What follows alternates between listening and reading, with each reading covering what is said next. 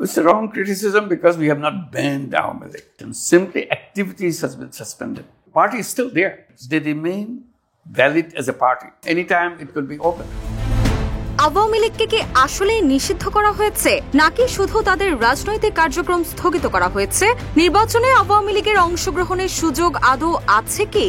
জাতিসংঘ সাধারণ পরিষদের অধিবেশনের ফাঁকে জিটিওকে দেওয়া এক সাক্ষাৎকারে সাংবাদিক মেহেদী হাসানের এসব প্রশ্নের জবাবে এবার স্পষ্ট ব্যাখ্যা দিয়েছেন প্রধান উপদেষ্টা ডক্টর মোহাম্মদ ইউনূস।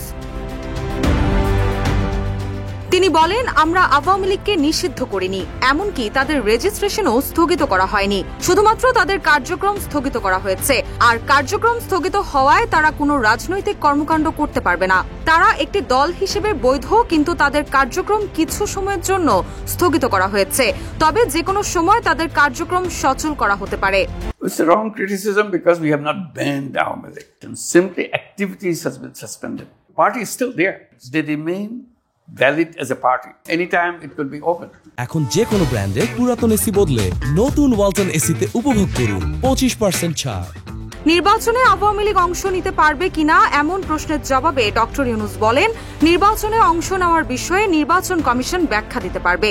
তারা বলতে পারবে নির্বাচনে কোন দল অংশ নিতে পারবে, কারণ তারা নির্বাচন অনুষ্ঠান করছে, সুতরাং তারাই ভালো বলতে পারবে।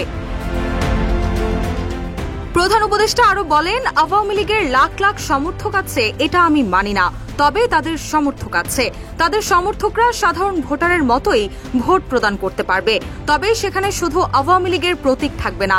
আওয়ামী লীগ নিজেদের রাজনৈতিক দল বললেও তারা রাজনৈতিক দলের মতো নিজেদের তুলে ধরতে পারেনি।